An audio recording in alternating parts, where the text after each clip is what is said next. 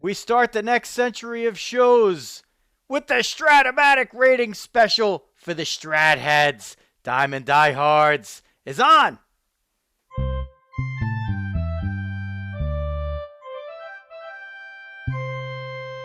Joe Rizzo here bringing you baseball along with the dog, Jeff Healy, and back for the now traditional and annual Strat-O-Matic ratings episode. Jerry Milani is with us. So we are on Wear my Strat show hat.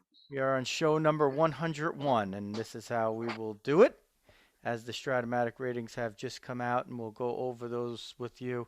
And, with a little Homer New York slant here, but we'll cover it all. Follow the show everywhere on social media at Diamond Diehards. That includes the Facebook group, Facebook page, Twitter, LinkedIn, even Instagram, TikTok. Look for some good TikToks, hopefully coming up soon. Yeah, but don't hold your breath. And we want you to, if you want to watch the show, find us on YouTube or Facebook. And if you are a listener and you like to listen when you're out for your walks or on the treadmill or walking the dog, if you have a diamond dog, type of situation over there, go to Apple Podcasts, Spotify, Stitcher, or wherever you find your podcasts. Look for Diamond Diehards. Hit the follow or subscribe button and the alerts buttons. And every time we are either going live or uploading new content, you will get an alert.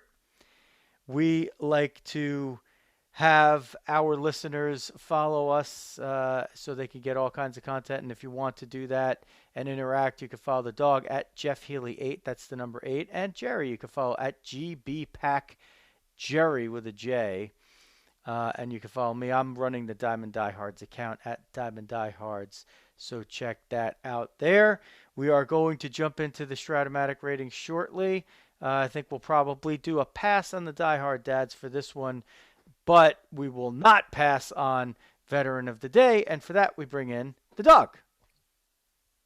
All right, Riz, we got a little sad but heroic on this one here. This is a story that a lot of us in the military have been waiting an awful long time to kind of say. Our veteran of the day is going to be Sergeant First Class Alwyn Cash, who today posthumously received the Medal of Honor for his actions in Iraq in 2005 as part of the 1st Battalion, 15th Infantry Regiment, 3rd Infantry Division. He deployed out with his soldiers. They wound up getting assaulted on the road, IED and an ambush, and Sergeant First Class Cash went into a burning vehicle covered in fuel to go and help take his injured soldiers out. Repeatedly went back and forth from a nearby protected area out to go into there, reach into the fire, again covered in fuel, burning alive, to pull his soldiers out from the burning Bradley fighting vehicle. Seems like a complete no-brainer. Medal of Honor, and he was awarded a prestigious medal, but not the Medal of Honor. And a lot of soldiers campaigned for a long time to have his award upgraded. And they decided late last year they're going to do it. They didn't get around to making it happen, all the turmoil and stuff in the Capitol. So they were able to go out today and upgrade Sergeant First Class Cash's award to the highest award in the military, the Medal of Honor.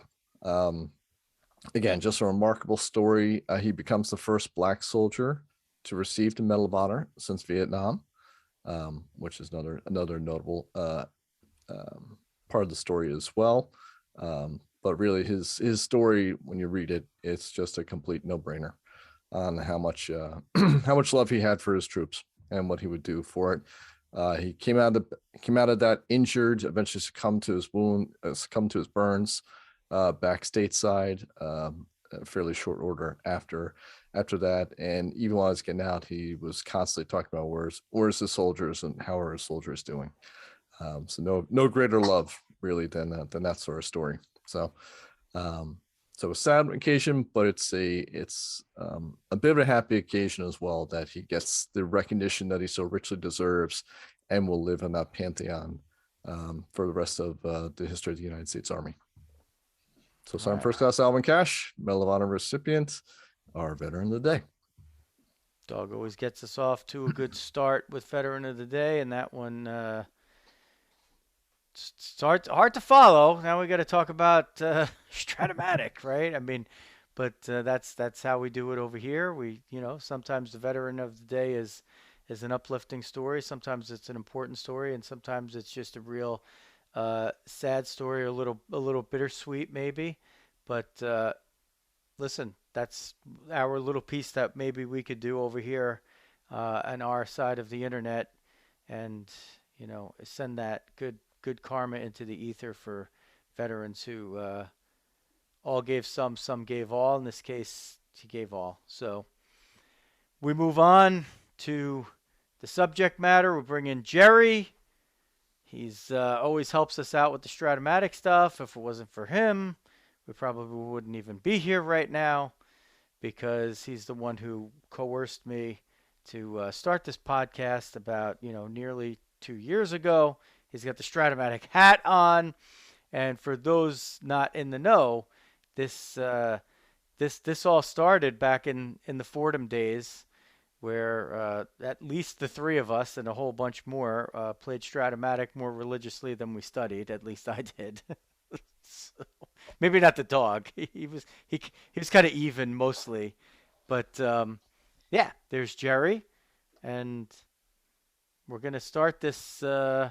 We're gonna start this up, Jerry, with like we're talking in our pre-show meeting how we're gonna do this, and Dawg wants to do friggin' pivot tables and all this other stuff. I'm like, nah, we're just gonna go in order. And Jerry's like, yeah, well, we'll just highlight a couple of guys from each team. So we're gonna start with the Orioles, Jerry.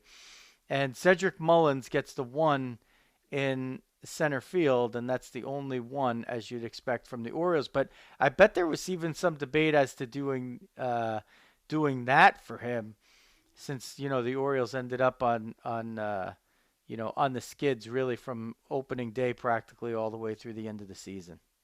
Yeah, I mean, part of it is when they're assembling, when John Garcia and his team, and it's mostly John Garcia, but John and his team, when they try to figure out players, there's a few things at play. Obviously, each guy's rating on a defensive side, when you're talking about range means not just how fast he can run to get to a ball and how good it's all the things involving being a good outfielder, and other than errors, right? It's getting to balls, it's cutting balls off in the gap, it's throwing to the right base, even like things like that make a fielder, a one. Things that making plays at the wall, not being afraid of the wall, things like that make you a one or a two or a three. So most of it is range in terms of getting to balls, but some of it is kind of these intangible things that it's not strictly looking at the stats, and the StatCast numbers are so precise now. You could you could take every guy and say, okay, if he gets to 25% of the balls, it should be outs, then he's a 4. If he gets to 50%, it's a 3. They could do it that way, or they can take a more like whole approach and just say, well, there's more to a guy being the center fielder on a team, or again, think of a guy he was selected by his team to be the center fielder, right? So whether that's the right call or the wrong call, when you're putting an Orioles team together, he's the center fielder, and they'll work some of the other outfield things around that with ratings on guys. So it's a couple things. There's a lot of people play the game with the Orioles team and the Yankees team and the Pirates team, and they play teams, and a lot of people play a draft. So in deference to strat players who play a draft, you want the fielding and the ratings to be as accurate as they can be for that individual player, independent of his team. But then there is the function of, well, he's on the Orioles, and he's their center fielder. So there's a little bit of play in there. But again, you're talking about 1, 2, 3, 4. In some cases 5. It's not like a 20 to 80 scale like you'd have. So you don't have these little nuances. Someone's not a 1.5. The guy's a 1.5 is either a 1 or a 2, and that could be, the same. A guy who's like a 1.1 in your mind, like the very best center fielder, and a 1.4 who's the closest. They're both going to be a 1. So that's the other part of it, is that you're only talking about really 4 ratings, and in some cases the 5th rating. So you don't have a decimal scale, right? So when you're looking at the Orioles, so let's just give some of the non-Strat-O-Matic. So first of all, if you don't know what Strat-O-Matic is, just go back and listen to the last episode and and then wait till the next episode comes out. You can just skip this one. But if you do, and there's a lot of people whose names that know and love this game, then this is definitely the episode for you. But you get some, what I like to look at is, I think what we'll highlight is the ones, and maybe, the 2s here and there. Assume everybody else is like a 3 or a 4. And if you're a 1, that's the best fielding rating that you're going to get. And if you're a 5, that's like the absolute worst. And we'll more on that later. But Freddie Galvis, he's like always a 2 at shortstop. He might have even been a 1 at some point. So he got that for the Orioles. Austin Hayes was a 2 in left and right, and a 3 in center. And I think, who was it? Ryan McKenna, I think, got their only other 2, and he got it in left, and he's played a whole bunch of positions. Trey Mancini's a 4 at first, so if you're worried about him, that's what he got. So did Ryan Mountcastle, and Mountcastle got a 5 in left. So for those people who are wondering, hey, how come he wasn't in higher consideration for Rookie of the Year? Well, at least Strat-O-Matic didn't love his fielding so much. Dawg is clearly just taking a pass on the Orioles. He's like, yeah, I'll. I think we should take a quick step here. back too, though. We should take a quick step back, and you said it there. Maybe I should have done this before we even started talking about individual guys. Is that each of the defensive ratings? There's 2 parts or 3 parts to each player's fielding rating. So for the infielders, there's a range factor and an error factor called the E. The E rating is just a mathematical number. There's no consideration to anything except the numbers. So if a guy played 100 fielding percentage. It's fielding percentage. Well, it's prorated. No, it's errors. It's errors prorated. Error percent. So if a guy played over 9 innings. So if a guy played what the E rating is if a guy played 162 games, every single game, and played every single inning, like Cal Ripken, for example, and made 8 errors, he'd be an E8. So it's prorated for that. So if he played the equivalent of 75% of those innings, right, and made 12 errors, then he would be like an E15, because it would be whatever the number would be as if they played the entirety of the season. Yeah, potato. I mean, if it's today I learned that's actually what that meant. Not necessarily percentage, but so that's how the E is done. It's just a mathematical computation. But the range factor is, like I had said, it's based on not just watching the player a couple times and seeing what his fielding percentage is, or how many assists he has, or how many putouts he has in the outfield. They also work or speak with people who have seen the team play every day. Strat-O-Matic will go do the research for every single team and go to multiple people who they know, whether in the media, whether they're in different areas, that don't have a skin in the game. So not like someone who works for the team who would want necessarily or want a guy to have a rating. One of the people who have independently seen that team play over the whole season, and they'll use that, and they'll get either an average of those ratings, or they'll kind of milk it that way. But again, each guy gets a 1, 2, 3, or a 4, or if they're really tragic like Mountcastle in the outfield, a 5. And then the third part of the rating, and this is both for catchers and for outfielders, is the outfield arm. So we'll get into arms. The arms are not listed on here, but I got a few of the arms, the ones that I had put when we posted them on social media yesterday and on Tuesday. So for example, the best arm you're really going to have is a -5. I don't know if Clemente was ever a -6. I think -5. So if you think of the best arms in the game, you think of somebody like Aaron Judge. Aaron Judge is a -5. So that means that the chances of someone advancing an extra base are going to be decreased by a much bigger margin than if someone is a -1 or a 0 or a +1. And that's on a scale of 20. Here's my 20-sided die. It's on a scale of 20. So you can think about it as, making those chances at least, increments of 5% for every one. Yeah. So think about it. If there's a guy's a -5 instead of a 0, first of all, you're probably not going to run on him, but your chances of advancing from first to third when Clint Frazier's in right field and he's a 0 arm, as opposed to having, or, I know you'd be a +1, but if let's just say he's a 0 arm compared to having Aaron Judge as a -5, well, that's it. You're 25% more likely to either not run or get thrown out, which kind of sounds right? And, maybe it's a higher number, but in the course of the game, that's how over years this is kind of developed. And that's the third factor. So we're really only talking about range factors today. So you might see someone in there, they're a 3 or a 4, but they have a low error count, or the opposite way. They might be a 1 where they get to a lot of balls, but they might be an E29 because they make a lot of errors at shortstop, which is sometimes the case. Go ahead, Dawg. I was gonna say, Jerry, just from talking with the guys who designed the game and so forth, I gotta imagine, is arm probably one of the trickiest ones, I guess, to kind of model? Like I would think like range and error factor, you get a lot of sort of StatCast sort of stuff, but there's a lot of judgment, I would imagine, on, how can you tell a guy didn't run on Aaron Judge, right? And how that translates into like the play that's prevented. I gotta imagine is a very difficult judgment call.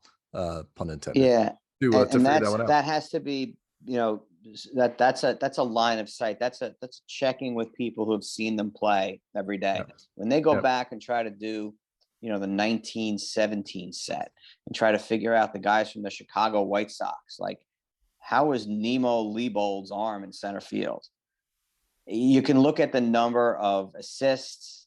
You can look but unless you're reading, and they're right now, they're researching some new seasons that are going to come out next year. I was talking to John yesterday about this, and I said, how are you researching that season? He says, well, I'm reading as many books as I can on the season, and I'm reading the Saber has bios on a lot of guys, and a lot of times it talks about their defense, reading newspapers from the era, trying to get a sense of, does Nemo Leibold only have 4 assists that year because he had a pop gun arm? He had a Mickey Rivers arm. And so whatever, Mickey Rivers might have ended up with more assists than somebody with a good arm because they run on him. Yep. And you don't know how, right. So unless you saw it or you can read something and someone talking about it, the one they do them now, the current ones, the current players, and anything in a recent time where people could have watched them is by asking those people. So when I was asked about the Yankees to help with the Yankee ratings as one of the whatever number of people, I also gave, as we spoke about it, I gave arm ratings also for all the guys. And it was the same thing. It's a subjective rating, but at the same time, it's based on seeing. And I think that you can quibble one way or another with it, one way, one 4 or 5. I might have thought he was a 4. But they also have stats now where they can look at it and go, he throws 96 miles an hour, 91 miles an hour. Like they can look at that even more closely if they want. And they can just determine the guy has that -5. And that's why nobody's, he does fewer assists because they don't run on him. Yep. In Strat, the data has to meet the eye tests. That's why we love it. It's a little old school like that. It's not a straight just numbers game, because if it was, then the ratings for guys would be different than what they are. And I think that, look, there was some discussion yesterday. We announced we started at 9 a.m. Eastern time on Tuesday, and on Wednesday, every 15 minutes, we announced one guy. So we got through the whole American League and then through the National League, and then we repeated the process with a second guy. And certain guys, as they came up, there were discussions from longtime players. Like, we're longtime players. We have a feel for what we think, not just when we watch Dom Smith play left field. We have an idea in our head, or as longtime Strat players, he's a 4, he's a 5, or we think about that. And that's what the folks who go on the Twitter that day and are commenting on it, they think of players not just as players like we do. They think of them in terms of the numbers, and they had in their mind, as we put up, what Ryan Mountcastle. I'm trying to think who else we used for the Orioles, but as we put up each Oriole guy, when we put Mullins up, there were a couple people who didn't really think he was a 1. and they cited some stat. He didn't save so many runs or whatever, and it's taken into consideration. But I think if you watch Cedric Mullins, and he played a lot of games against the Yankees, so I probably saw 12 or 13 of his games. He felt like a 1 to me. I mean, that's part of it is you get a feel of what does a 1 look like. You know, he looked like a 1 to me. Yeah, just for those who don't understand, like Mike Cameron always looked like a 1 in center field. That's like a good guy to just he was just like a 1, like that was a 1. I mean, guys like Griffey, Puckett, yeah, but a Ichiro, that's the kind of feel you're going for. All right, let's keep rolling. We're gonna have to do a little extra focus probably on the Red Sox, even though it pains us to do so. Um, so unlike perhaps you guys, I tried to leave it all for my surprise as I've gone through. So I purposely didn't go through the list and research it like I did last year. I'm like I want it to be fresh. I want to see my reaction. And No the ones. first the first thing that jumps out at me is that Kike Hernandez gets the 2 in center and a 3 at second and a 4 at short. And but that's impressive that he gets a 2 in center, Dog. Yeah, absolutely. That does seem like a bit of a stretch to be honest on that one for me. But That's because, well, he was never he was always a guy that was sort of like covering a position in the outfield, but he really was he was spectacular for most of the time. Like I'm a little surprised too. Like I feel like he made a lot of spectacular catches, but sometimes they looked a little more spectacular because maybe he was kind of like, get there. yeah, like he took the first step the wrong way. But I don't really have that much of a problem with it. Um, the JD Martinez. So this is a good indication. JD Martinez is a 5 in left field and right field. He played more outfield this year than he has in previous years, and it woke him up. But that's basically the reason why he's a DH. A 5 in Strat-O-Matic it's an abomination. I mean, It's basically, us. If we went yeah, out there. yeah. It's pretty I'd be a much 6. Yeah. like that. It's pretty much like that. Hunter Renfroe only has a 2 in right and a 4 in center. I'm a little surprised at that because I feel like he's he might be one of those guys that Jerry was talking about that's like a 1.5 or a 1.6. Like he feels like he's better than a 2, but I could kind of understand why he's not a 1, but he feels like he's better than a 2. Um, I think he got the -5 arm also. He either got a 4, -4 or -5 on the arm. And he's playing, he's doing double duty, also playing receiver for the Las Vegas Raiders. No, they're different guys, just the same name. Alex Verdugo, interesting, gets the 2 in left. And then, so this is what Strat does sometimes too. He plays all 3 outfield positions, but he plays them with 3 different ranges. He plays as a 2 in left, a 3 in right, and a 4 in center. So I'm a little surprised at the 4 in center, but I guess when you give Kike Hernandez the 2 there, maybe you're like, oh, okay, then we're going to knock down Verdugo a Well, he little also bit. only played a few innings in center. I mean, again, part of it is it's not strictly is this guy's skill. Like if Alex Verdugo, if he played every day in center field, maybe he's a 3 instead of a 4. They have more opportunities to see him out there. Maybe he gets the 3, but in the context of that team, he shouldn't be playing center field. He's the left fielder. Now, he also didn't play very many innings in right. A lot of times you'll see the left field and the right field rating be the same. The times when it's not is when there's a big disparity in the innings difference. And again, that's part of this particular year. And you see it a lot of times with guys who played a position last year. Kike Hernandez is a good example you brought up. He was primarily an infielder for the Dodgers. He got a 2 last year at second base, and he got a 3 in center field. And this year they flipped it because he played almost all outfield for the Red Sox this year, center field exclusively. So you could put him in left or right field, and he probably would be the same 2, but he didn't play any games there, so he doesn't get a rating there. But that 2, I think, is a combination of he played all season there, really, and there's the only other guys on the Red Sox who played center field are all 4s. And it's tough to not get a 4 unless you really play center field. Like even like we watched him when we get down to the Yankees, we'll talk about it. We watched Tyler Wade play some outfield, and he could go get it out there. Like he looked like a center fielder, but he still got the 4 because he only played a few innings out there, and you wouldn't want to have a setup where you would play a guy out there an inordinate number of games compared to what he did in the season. That's trying to get that accuracy. The most important thing is they'd like to play this. The ideal for you brought that to Strat, didn't you? The automatic thing for Strat, the Jerry rule, right? Because we're thinking about 1989 when George Brett played shortstop for at a 40-48, and Earl Combs played first base with a 4. You didn't have numbers there for the 27 series. It's interesting seeing a couple of guys on here. I think it's maybe different from the past, like seeing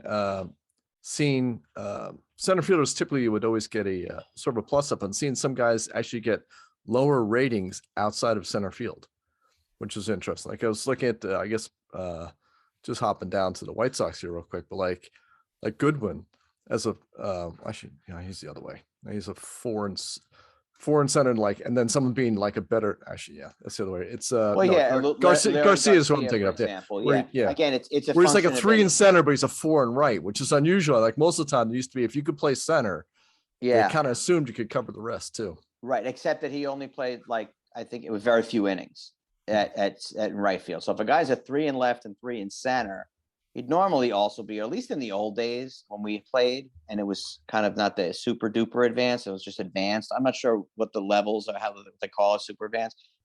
When we played back in school, I don't remember ever seeing guys that had different left and right field ratings. But now they're looking more carefully at the number of innings. And again, it's in the context of the team. Larry Garcia shouldn't be playing right field if you're doing a replay of the White Sox, because he didn't play right field this year. He played left field and he played center, and he played them both, looks like equally well. He got 3, which is okay. You can get away maybe with a 3 in center. You can't really get away with a 4 in center, but he shouldn't play right because he didn't play right. Has that been based on feedback from players, like over time, like they want that to have more fidelity, or is that sort of like a the Strat decision makers deciding that they want to have more fidelity to what the play would actually be, versus how could you optimize if I could be the manager, I want to optimize my team. Right. They have an as played option on the game on the computer game. So if you want to play the 1987 season and you want to play it your own way, you want to put, whoever, Paul Molitor, if you find him in the sock drawer, you want to put Paul Molitor at shortstop, you can do it. It's your game. You can do whatever you want.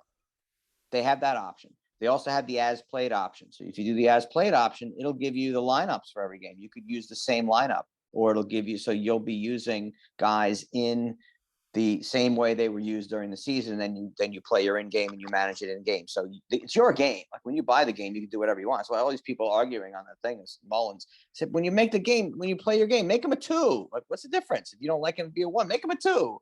It's if you want to home brew your own, way of the game, you can. It's yours. You're allowed to do it. But if you're playing in a tournament or in a league or whatever, and you've got to adhere to what's on the card, that's a different story. But I think that it's the sanctity of replaying. Their ideal would be you replay the 1987 or the 2020 or the 2021 season, and the stats and the standings come out as close as they can.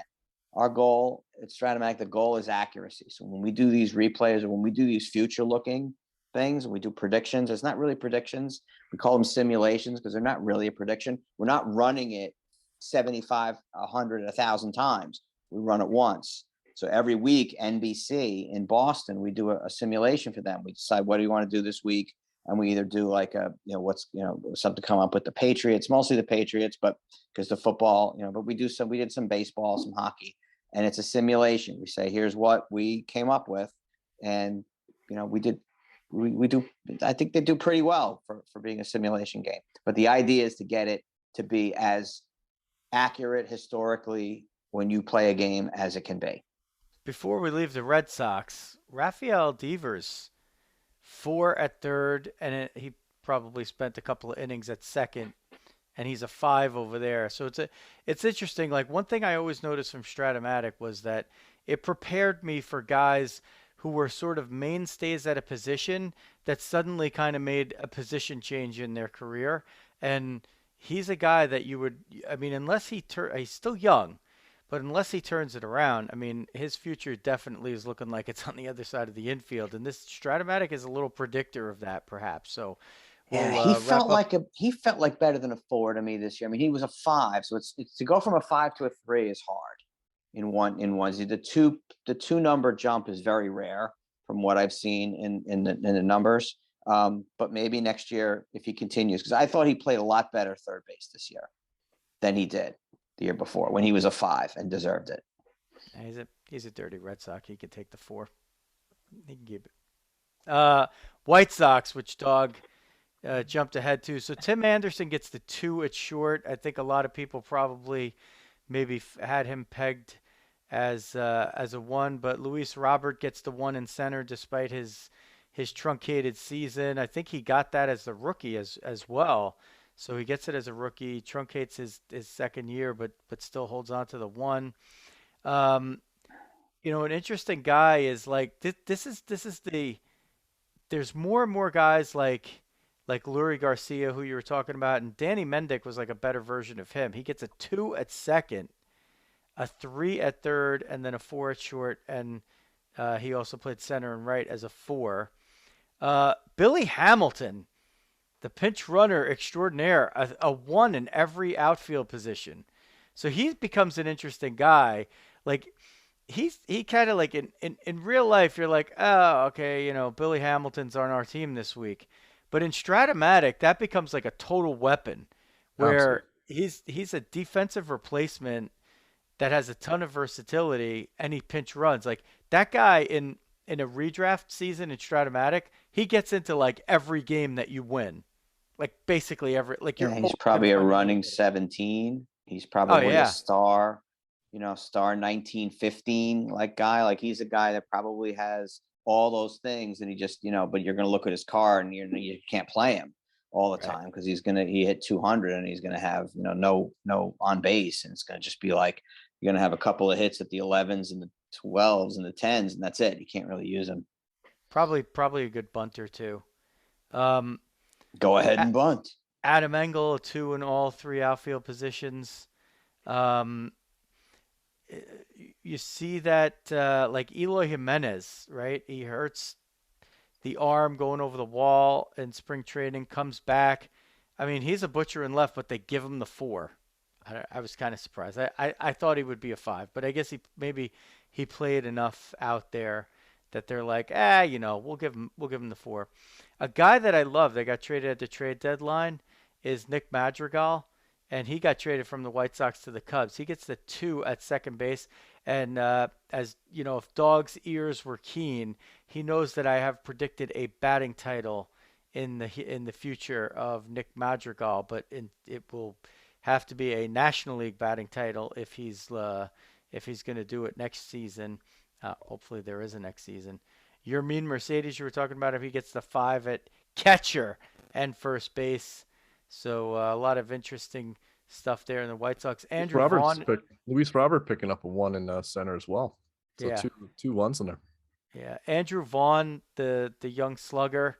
If you're interested in, and again, some of this stuff you could look at, and it starts to predict a little bit how a guy might have playing time. So Andrew Vaughn is a 4 at first. He's a 5 at second and third. I mean, second base is not his future anyway. And he's a 4 in left and right.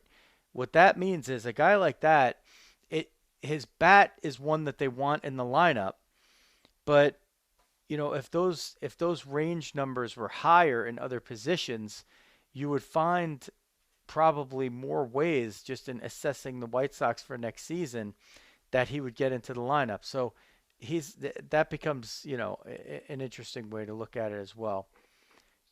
We move on to the the the the last Cleveland Indian team that will be out there immortalized in Strat-O-Matic. They are now the Guardians as a franchise. So I'm looking at the abbreviation. I see CI, but it's not. I was thinking it would be CG, but it's Next not. year it will be. Next This year is it will still be. last year's team. A couple guys I posted, and I tried to make reference to the new teams that they're going to be on. But one guy I missed, and I got told by the Twitter that I missed that somebody was on another team now. I'm like, well, technically he's still on for 21. He's still on the team that he was on. So go scratch, guys. Were you going to say who it is? I mean, now, in case people missed it. Guys had to really get they needed to take a little Jerry, break. Jerry had a long couple days on Twitter. Like, oh yeah, it was so much fun. Like when they let me do that last year for the first time. They're like, Jerry, do you want to be the Twitter? I'm like, yes. And it's a lot of fun, but I just have to remember that they're not yelling at me. Like they normally when I tweet, you're yelling at me because that's my tweet. This was Strat-O-Matic's tweet, so I just muted him. It was all right. There's a bunch of interesting ones here. If you look at like Austin Hedges, the catcher, he gets a 1. And I know catcher range ratings are the least important somehow, which is sort of like maybe like the one thing about Strat-O-Matic that's a little counterintuitive. Like they don't matter nearly as much for catchers. Like if a catcher's a 4, you don't really care if he has a good arm. Whereas, like, if your center fielder's a 4, you're just simply not playing him. Speaking of center field, Miles Straw, who they got from the Astros, he gets the 1 in center. So that's looking good for him. It's a pretty good outfield when you put Straw, Zimmer, and Mercado together. Yeah. You got one and 2 2s. There's not too many teams that go 1 and 2 2s. And a guy that they got rid of, Eddie Rosario, a 4 in left as for his time in Cleveland. And he, of course, goes to the Braves and buttresses a couple of rounds of playoffs to help get himself and his new teammates a ring. Dawg, Ahmed Rosario, a 4 at short and a 4 in center. Andres Jimenez, a 2 at second and a 2 at short. So those are the premium guys in the Francisco Lindor deal that you got to see, Yeah, I'm gonna guess the shortstop number for Rosario was again probably like the number of innings thing. I think he was a 3 last year, if I remember correctly. Jimenez definitely a better fielder, so that clearly sort of makes sense. And Rosario's first year in center field, so again, maybe kind of starting lower down. Yeah, he was a 3.8 last year, only at shortstop. He only had shortstop numbers for the Mets in 2020. Yeah, he was a 3. And he had gone through some real bad defensive woes with the Mets. Like he was a roller coaster defensively. Yeah, he was a whiz when he first started out, and then was having some trouble and kind of got it a little straightened out. Yeah, guys go into fielding slumps just like they go into batting slumps, right? And then they turn it around. The next team up, and we're going to spend a lot of time on the Detroit Tigers because Jerry wanted us to. Akil Baddoo, a guy who I love, he's a 3 in left and a 3 in right, a 4 in center. So this is always an interesting one to me because, like, if they could project that guy as the center fielder, like, he'd really be locked in. But he just, Strat is giving us the indication that he might just quite be a tick not good enough to be there. So we'll see if he can improve on that, and it doesn't mean that he can. Eventually, sometimes we do see guys that, like Jerry said, at some point he could just have the 4 in center because he didn't have enough playing time there. But if he's ever going to get to like a 2, he's got to start knocking down the left field and right fields to at least a 3. Miggy is a 5 at first. Miguel Cabrera. Dawg, Daz Cameron, the young, we talked about his dad earlier. He's a 3 in center and a 3 in right. If Jerry did tweet about that, I'm sure Daz's or Mike Cameron's burner account was one of the eggs with one follower that was like, how come a Cameron is not anything better than a 2? I mean, it's not a 2 or a 1 in center. Yeah, we didn't tweet him. We tweeted, I'm trying to think who we did. We did Candelario, who people loved as a 2 at third. He's a pretty good player. and we tweeted. I don't remember who else we tweeted on them, but we tweeted Candelario as an up and coming player. No, and Badu was the other one we tweeted. Oh, So okay. those were the two. That's a team that on the rise, I think, and they got some nice additions over the off season. And I think they're not done. It's a good team, maybe down the road. Robbie Grossman is like one of these guys that would have fit into our strat teams when we were light years ahead of everybody because, he walks a ton, he's got a little bit of power, and he was like okay defensively in the corners as a 3 in each outfield corner. Like that was the kind of guy that we used to jump on back in the day. A lot better against righties too, I think, right? I Yeah, don't think he hits lefties too well. yeah, and then on base percentage was, not in vogue quite yet, or it was becoming there. Um, is there anybody else that stands out from a Tiger perspective for you, Dog? Not really. Let's get down to Yeah. some more interesting ones. Okay. The Astros, the American League champions. Jose Altuve, I believe he had dropped to a 3 and he gets the 2 back. So that's good for him as he moves into his 30s here. I think, what is he, 32, 33?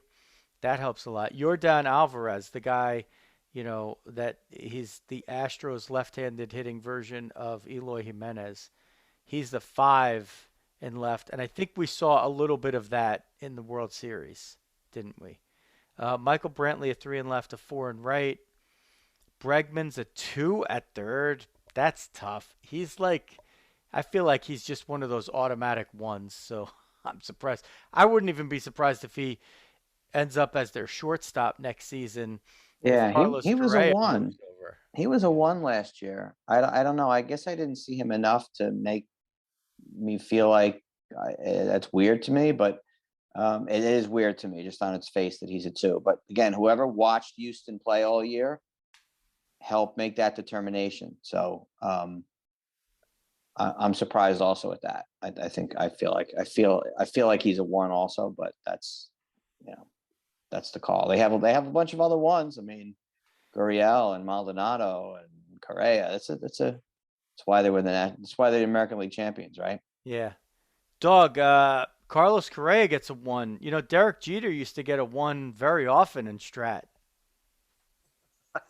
Oh, what are we doing here? You're just egging it on to Sami Correa. That's because in Strat, every ball was hit right to him. Yeah. Or to his right. Exactly. Jeter was often a 1 in Strat in English and Espanol.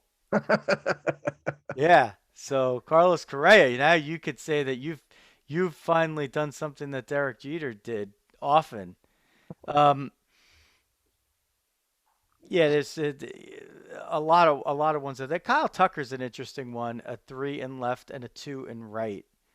And we'll see. Jose Siri gets the 3 in every outfield position. Not that you care. I just wanted to say that word in case anybody's on Apple Podcasts right now on their iPhone. Hey, Siri is a 3 in every outfield position. So we got that. And Jerry, when you say the first baseman's name, you got to say Yuli Gurriel. Gurriel. And he gets the 1. I was playing around a little bit with some of the numbers on here. I backed out the guys who were like 2s in the basic game and stuff. So I did sort of like just pure 1s and stuff.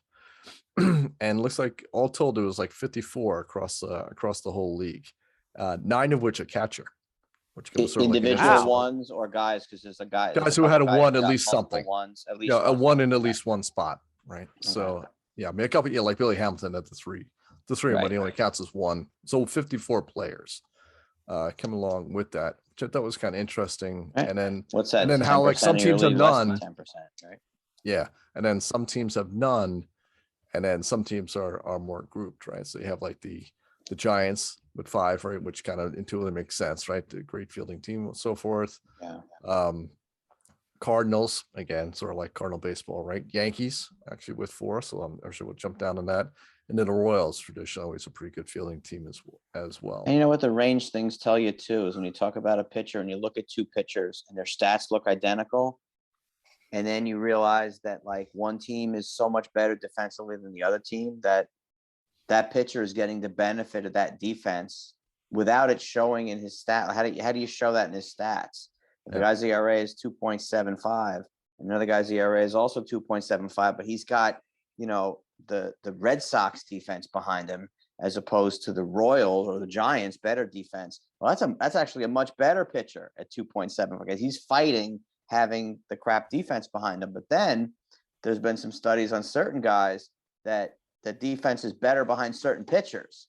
So you can't just go by the general, okay, the Red Sox are crappy defense. Because what if they always play great defense behind Chris Sale for whatever reason, because he pitches faster or because whatever, and they don't against with other guys who throw slower. So there's so many factors. Like if you're going to come down and call a guy a 3 or call a guy a 4, you're boiling down all this crazy stuff. And all right, he's a 3.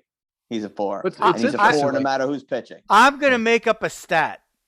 I am going to do the research. I'm going to make up a stat. We're going to call it fielding independent pitching. I just came up with this. What an idea. That's a good idea. I just came up with this. Right. So obviously that's supposed to take into account to some degree, to the best degree that it can, taking fielding out of it. But, you know, guy gives up a lot of hard hit balls. You know, some are going to be caught and some are not.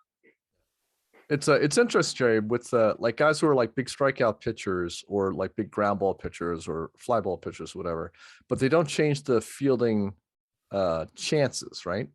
Like a shortstop X is for every pitcher is going to be on a 7, right? And like stuff like that. Like they don't actually shift that, right? Like I was just saying that, like when you're making the example, and I was thinking of like, you know, if you have like 4s in the outfield, but Marcus Stroman starting, right? And yeah, like the Mets the same number of shortstop X's on every pitcher. Yeah. So I guess it's a way to like it's tough to take something where it's a conjoined probability, right? Where you have you would think like ground Tommy ball guy John, and that, for example, should have had 3 or 4 more ground ball X's because he's a ground ball pitcher, right? Yeah. Because he was then a guy, but you know what you'll have you know, have a lot more strikeouts on the strikeout pitchers, but not necessarily plays that make a difference in Strat. Because line out and strikeout are the same thing in Strat. Yeah. Pop out. All right. Let's talk about Dawg. You segued perfectly in with the ones because the Royals have something that is it's just really rare. They have 2 1s at second base. Whit Merrifield is a 1 at second and a well-deserving one. And so is Nicky Lopez, who's also a 1 at short. That's impressive. To be a 1 at short and a 1 at second is really special. Yeah. Salvador Perez is a 1 behind the plate. Michael A. Taylor is a 1 in center field. And there are your 5 1s that come from Kansas City. What else is interesting is just in general, they don't have a ton of guys there. Like, it shows how many regulars the Royals had. And to me, if they keep that intact and they get a little more pitching, like that would be a team where, like, just from looking at Strat-O-Matic ratings, I'm going to look at the Royals next year and be like, you know, this team is a good jump candidate for the following season because they have a lot of regulars. Most of them field exceptionally well. Like Benintendi in left, he's a 2. Like even with Merrifield, when he plays right, he's a 2. When he plays left, he's a 3. He's a 1 at second. So, I mean, if they feel like moving Nicky Lopez there and then they throw Adalberto Mondesi at short, he's a 2. And Mondesi's a 2 at third. So really probably what you're going to see next year is you're probably going to see Lopez at short every day if everybody's healthy. Mondesi will go play third. Merrifield will play second. And, you know, that's going to be a darn good infield. Plus you have Salvador Perez behind the plate. And very interesting. Just to take a look at the Royals, when you see them in this grid, it's even more impressive than you'd expect. It's sort of the value play, right? Where they can't afford to keep the big home run boppers and so forth, right? But if you get, the good fielding and like maybe a ground ball pitcher versus a strikeout pitcher and stuff like that, right? So you're trying, there's a small market team. It looks like they're trying to take advantage of dislocations in the market and try and put a more successful team out there, given the resources they have. And they could be the rare team that doesn't have to play a 4. They could put Soler at DH, and they could actually play 1s and 2s mostly, and 3s and no 4s. If they want to. In the replay, because in real life he's gone. In the replay. Yeah, just to be clear, so everybody knows. I don't want you getting any more hack, Jerry. I'm protecting. Can't have that. And anything said on this is all courtesy of @GBPackJerry, not @Strat-O-Matic. Please direct all inquiries to @GBPackJerry. Okay. Yeah, what you were going to try to tamp down the rhetoric a little bit. Okay, we move on to the Angels. Shohei Ohtani's a 5 in right field? Who did that? Who was responsible? I can do anything. The guy's Superman. The guy's the MVP of the league, and you're giving him a 5 in right? I know. I just wish he played more right field. I wish he played the outfield more, but they know what they're doing. I think he's the pitcher and he's the DH, and they'll get as many innings in both of those places as they can. And when they try to mess around, and he pitched that one game against the Yankees where they tried to DH him and pitch, and he got knocked out in the first inning, and by the second inning he was neither one. So that's why he doesn't pitch when he DHs. So here's the thing. Moral of the story is play him in short. Yeah, that's right. Okay, so we were joking about this in our pre-show meeting, but the reason why he gets a 5, it has less to do with his ability as a right fielder and more to do with the fact that he's never played the position in a major league game, and he played like 8 innings there or something this year. So there's no way to, and he's not doing that by trade, say in the minor leagues, right? Yeah, and he's like, you have, again, thinking about it in the season of if you replayed the Angels or if you played Ohtani as a player in your mixed up league, that he's going to play the way he played that season. That's how he played in 2021. Now, if it's 2020, he has no numbers at all because he didn't play the field at all. But at least he played, and I think he even played an inning in left field, and we don't have a left field rating for him. I'll see if that's maybe because it was literally 1 inning. He played 1 inning in left and 7 2/3 innings in right. So he's got those 8 2/3, whatever, 8 innings. Let's say Ohtani was on a different team last year. So he was on whatever team, the Mets. Would he have played some outfield on days that he wasn't pitching? Well, he couldn't DH except for the 9 games they played against American League. So maybe he would have, and then maybe he'd have a 4 if he showed. But yeah, we know he's got all the tools to be an outfielder, but again, he only played 7 innings out there. So I think that's the reasoning to not give him any better than a 5, because a 4 in right field, you can kind of get away with that. I mean, Gary Sheffield was a 4 forever in right field, and his if he hits like Ohtani, I mean, he hits you like could definitely Ohtani, get away with him with a 4. But you're not going to play a 5. And again, if you play the game, again, it's your game. If you buy the game and you want to play Ohtani in right field every day and you want to change him for a 5, and the computer game, you can go and change anything you want. If you want to change him for 5, you want to change it with 2. And instead of being a +1, you want to give him a -5 arm because he throws 100 miles an hour. Go for it. You can do it. But again, in the game, the way it's designed is Ohtani was not an outfielder this year. So he's not an outfielder when you replay the game. Oh, I'm playing him as a 5 in right field every day. And I'm playing in the Kingdome as my home park. And I'm giving him relief numbers, so he just comes in and closes the game when he moves from right field. He just goes in. He's gonna pitch. Just do the Dan Gallagher and move a guy to the outfield. Dan used to do that all the time with his Fordham team. He'd put guys. Bob Almer would come in and play the outfield, and then Jay Hutchinson would pitch, and then they'd flip him to get the lefty righty matchup. We do that every playoff. It was always one game like that where we did that. That's what we need. We need the 1988. Fordham baseball game. We got to get guys and make that into a game. Make that into a team. Ray Montgomery, he's a 1 in left field. He's a 1 everywhere. And then a 1 in center when he moved to center. Dawg, what do you got? You're on board? Absolutely, that would be fantastic to get that going. No, I mean with the Ohtani stuff. Oh, I'm sorry. Are you a conscientious objector? I was just thinking about like the whole Fordham games and stuff like that. Yeah, I mean, again, this is where I sort of wonder, like, having the subjective in it, it feels like you should be able to go beyond the 8-inning limit on it. Like, that's what I mean. Like, is it, are you going for simulation and accuracy of the simulation versus playing to optimize your team and playing like this would be the best way for me as a GM and a manager to get the most out of my players, right? And like, you can understand both sides, right? On that, like you don't want to distort it where the guy is going to. You also make it where the guy is going to play somewhere he didn't in real life. Yeah, remember, this is hindsight though. Like when you're looking at it now, you're looking at assembling a team and you look at it and you go, oh, of course I should have played whoever the whole season. Yeah. But you don't know that during the course of the year. That's why when you look at the batting lineups early in the season and it's guys that you look later in the year, like I never should have been hitting third or fourth. Yeah. But he was, because you're basing it not on the season already being over and knowing what the stats were.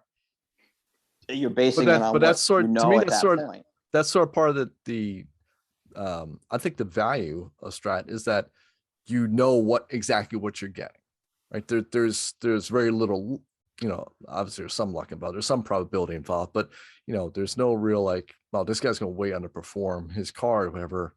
That's just pure, luck and probability.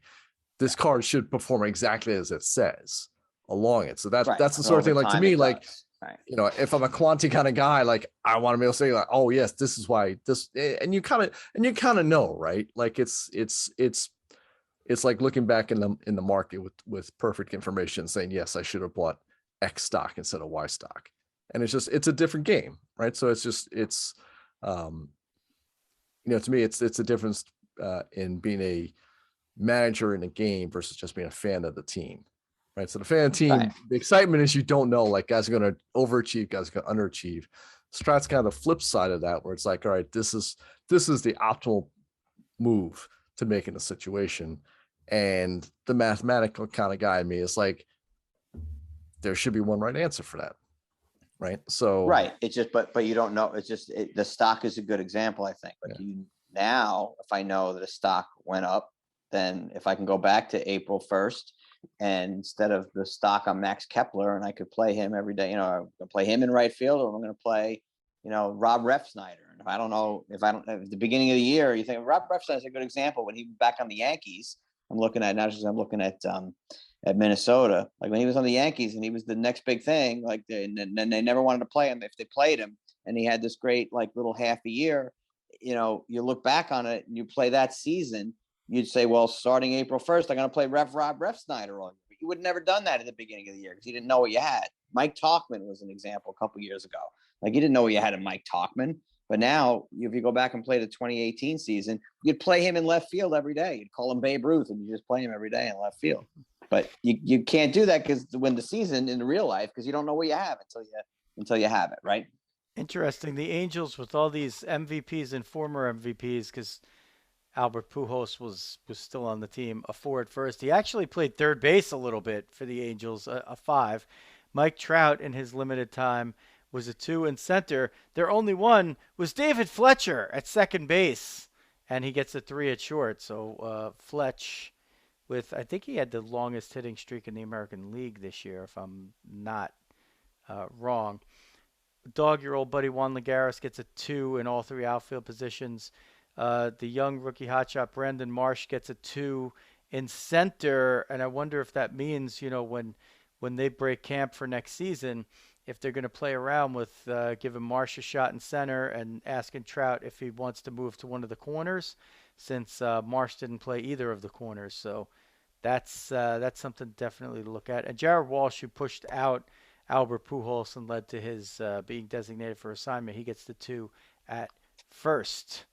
Twins, Jerry jumped ahead. I I know everybody's looking at Williams Ostadio, a 4 at catcher, 4 at first, 5 at second, 4 at third, 5 and right. I hope somebody picks him up. He's my favorite non-Yankee player. And he pitched. And he pitched. He's the best. Yeah. And he comes around third on that.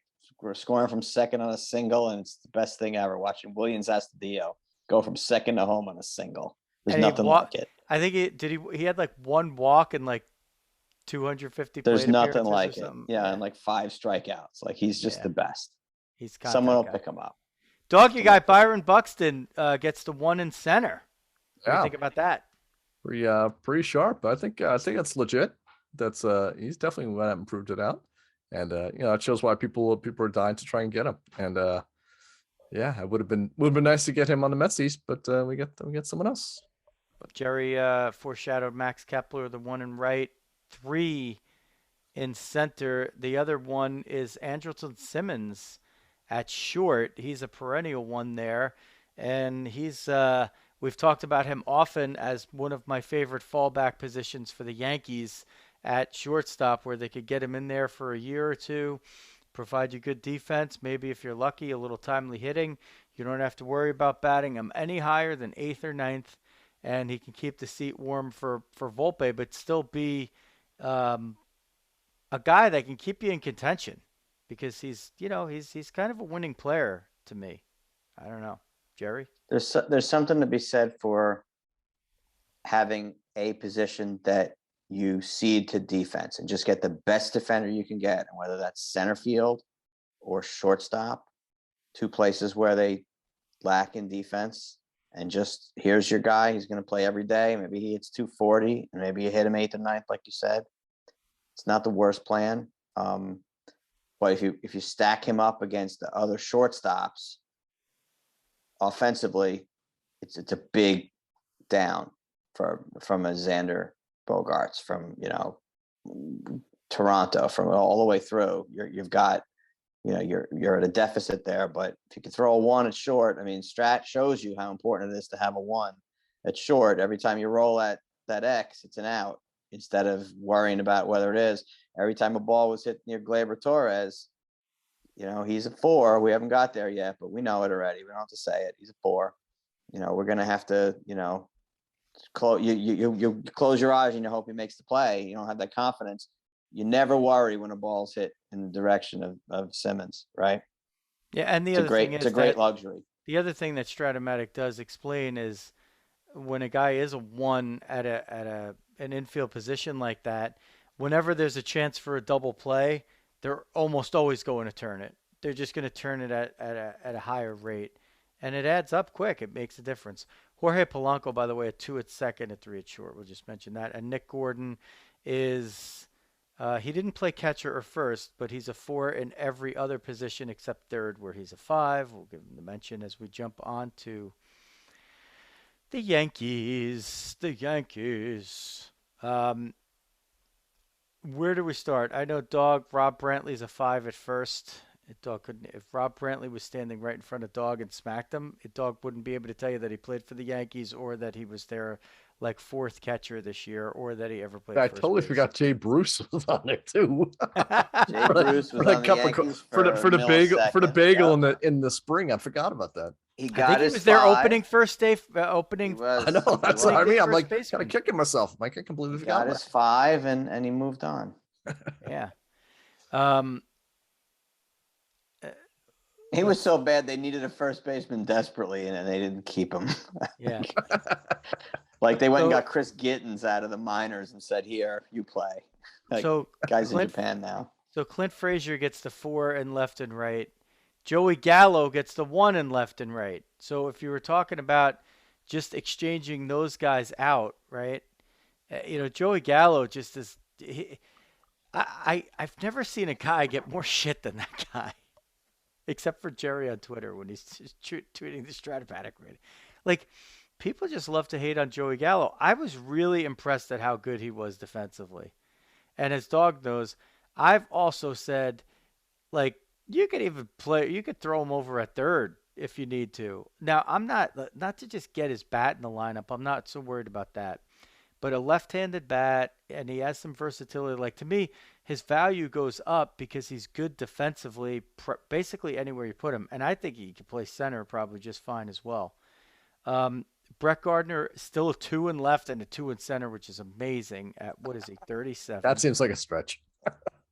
I don't know. I He don't was know. You I don't watch think him so. play. Two in flashing. center, I I think watched is him I think it's play. aggressive.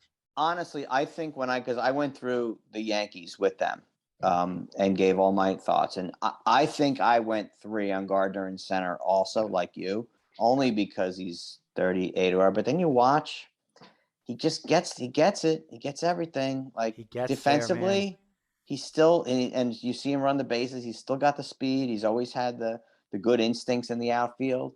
Um, his hitting was not as good as it was in the past, mostly, but like he still goes and gets it in the outfield. It wasn't much of a drop off. I didn't fight it when he said they thought maybe they were going to go with 2. I didn't go, I didn't really fight it.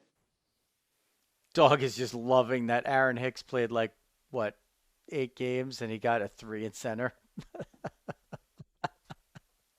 Dawg wanted him to be a 5 so bad. I'm telling you. I'm telling you. I think He's an okay fielder. I will give. I was said more 4 into for him hitting also, but yeah, Yeah. he's not a 2 like he was in the day. Yeah. And he will never be a 2 again, I don't think. But he did, I think, have a pretty good Venezuela season or whatever he played, because they had a lot of highlights of him playing in the winter ball. Yeah, I'm not sure And, Gardner's a 2 and Hicks is a 3. Like to me, it feels like those guys should be paying maybe even Hicks above Gardner for center. To me, I don't know. Hicks was really bad defensively he was last bad this year. He Yeah. fell off of a cliff. He did not look like Aaron Hicks at all. Clearly, he was compromised in There some was a way. lot going on. Yeah, and you're part right. of He it was sucks. injury or what have you. But, Aaron um, Judge gets the 1 in right and the 3 in center. I think if he plays center every day, he plays it as a 2. He might have even played enough there for me to suggest him as a 2, but I'm fine with the 3. Jerry threw up LeMahieu before. He's a 1 at second, which I think is generous. A 2 at first and a 2 at third. I'd say With DH him. the 2 at third. The 2 at There's the third problem again. seems accurate. I would have made him a 2 at second. I think he's a 3 at first. I just don't think I don't think he's as good at first. He looked a little better at first this season than he did last year. I will say that. But I still think he's just suspect over there. He just never looks that comfortable. It's funny, right? Jeff Rycott talks though, right? Like, normally it's like you get like a middle infielder and throw him over at first. Like, God, this guy will get everything, right? And it's like it's such a it's different position though, for him. right? They're like, no way. Position. It might be more different than underrated. second and short, right? Or third and short. Like second and first, it's a whole different set of it's a whole different set of skills. And I agree, but what is even like third to first? Mean? It really is a specialized position that kind of gets overlooked how hard it is and how important it is to have a good defensive first baseman. Well, Ron Washington said it in the movie. How hard is it? It's very hard, very difficult. I was just on again the other day. I just had to watch it. It's so good. Cousin Anthony Rizzo gets the 1 at first, as he's easily should get every year. My ass. He is a 2 in the basic game. Basic 2. Nobody plays the basic game. He's a 1. Gary Sanchez the 4, but that doesn't matter. Stanton got a 4 in left and right. He's capable of getting a 3 in there if he's playing a little bit more. Like if they had actually played him more in the first half of the season and, just listened to me when I was screaming about it in April when nobody else was, he's definitely capable of getting a 3 still. Yeah, he just might not have been able to then. Like later in the season, he was. No, it was too late. It was the fact that he got to not have to, and then once they got him in there, I think he might not be able to do that for 162. But for if you're going to pick 40 games for him to be a rotation in the outfield, you want it to be the last 40. Maybe, I don't know. I want him playing half the time almost. I want 70. And I think you'll see it. I think you'll see it this year. I think he's going to play more outfield. I'd rather him go down, play in the outfield than not ever playing and lose their flexibility. Yeah. Gleyber Torres the 4 at short as we expected. The 3 at second. So, he can play second better than a 3. Shortstop, he's his. I think his time is, after we saw last year, is done. Gio Urshela, a 2 at third. He gets the 4 at short. He gets more innings. He's definitely a 3 with a I was chance waiting at for a Riz 2. on that one for this whole time. Yeah. For Gio. Very No, good. that was the discussion Riz has too been that we banging had. on the drum for that for all season. That was the Yeah. discussion we had on Gio, but I don't think he's a regular everyday shortstop, but he's a serve if he has to and he plays there all the time, he'd be serviceable there. He's certainly better than than Glaber there, but yeah, I think that's the Tyler right number for him. Tyler Wade now of the Angels, a 2 at second and short, which is pretty awesome.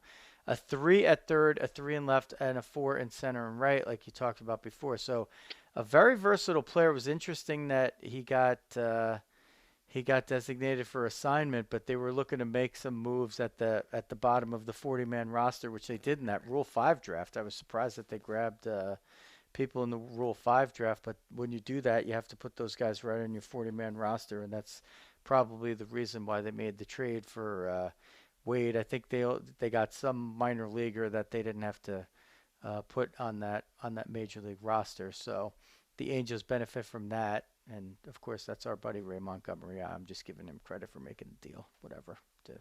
Don't at me. Rap. A's Dawg. Sean Murphy, your guy, gets the 1 behind the plate, and I think that's their only one. Except, oh wait, no, Matt Chapman. Chapman. Yeah. Matt Chapman got And it. Matt Olson too. Oh, Matt Olson. Oh yeah, look at that. I always look for the Chapman and the Olson. I don't count the basic twos. Yeah, well that threw me off the scent a little bit. Matt Chapman was like not Matt Chapman this year. I for some reason, like, he's a guy that I always watch, and he was that hip thing. He had the hip labrum thing, and he didn't hit the way we're used to seeing him hit. And I thought his fielding was a tick down, but he's probably still the best third baseman out there. He even got a 3 at short, which is kind of interesting. But Matt Olson, Jerry, he gets the 1 there at first. Is he on the move? Like, are we gonna, once we get out of the lockout mode, do you think he's actually going to get traded? Well, Oakland always seems to trade a guy 1 year earlier, right? If they can, so they can get more value if they have the chance to. And they look at, if they're not going to get this ballpark, which they're not going to get, then they're not going to have that. I mean, the one thing with the ballparks, and Texas has done this too, that financing for the ballpark comes off like their number. So they're able to do things they couldn't do. And now I don't think that the A's are going to be able to do that. So they're not going to have money to keep him. And I think they move him, and the place that people are talking about is New York, but I don't know if that's going to happen. Okay. Dawg, Starling Marte gets the 2 in center. So he's put off Father Time for at least a little bit. So you have Brett Gardner doing it. You have Starling Marte doing it. So maybe that bodes a little bit well for your Mets. Mark Canha, 3 in left and right, and a 4 in center. So I mean, I think you're mainly looking at him in right for the Mets. Let's fire up the Jets here a little bit. Otherwise, this is going to be a 2-hour marathon. A little bird told me that. That's watching the time. Mariners, the upstart Mariners, which of course the first guy you got to start out with is Jared Kelnick, a 3 in all 3 outfield positions, and he's supposed to be a guy who could really go get it. So I'm a little surprised. Rookie probably comes a little lower too, right? So he probably earns his way up to it too, is my guess. Yeah, and he got sent up and down. He was a little hurt times, too, and he was hitting 100 for a long time. So maybe he's taking that to the outfield. J.P. Crawford, the 1 at short. I think he's got that a couple of years in a row. Evan White, who's been otherwise like a big disappointment. I was so high on this guy. He gets the 1 at first. We'll see if he could actually translate that at some point into being, a real productive player. Kyle Seager, the 2 at third. Abraham Toro, the 3 at third, 4 at second, and a 4 at first. But I they were criticized widely when they made that deal where they traded Kendall Graveman to the Astros for him. And Kendall Graveman, like I think he had just finished a save against the Astros that got the Mariners within like 2 games. And I was like, you guys are out of your mind. Like, give me Toro in that deal because he's like a really good prospect. Like, and if he's already getting the 3 at third, that's going to be solid. That's where he projects, and they'll move on from Kyle Seager. Uh, the Rays, dog. The Rays. All the Outfield. versatility, right? All the versatility. And it's interesting. Willie Adames, who was jettisoned to Milwaukee, had the 1 at shortstop. But, of course, Taylor Walls, who then filled in for a little bit, and Joey Wendell, a 2 and a 3. And then, of course, the wonderkind Wander Franco already with a 2 at short and a 3 at third and a 3 at second. I'm a little suspect at that. I was not. I was definitely blown away by his hitting. I thought the fielding still had a little bit of a way to go.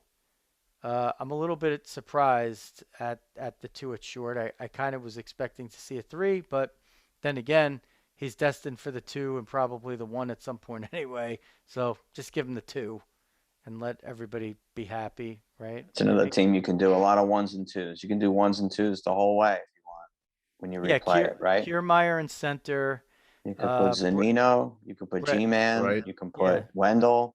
You can go 1s and 2s all the way. Yeah, Wendell gets the 1 at third, the 2 at second, and the 3 at short.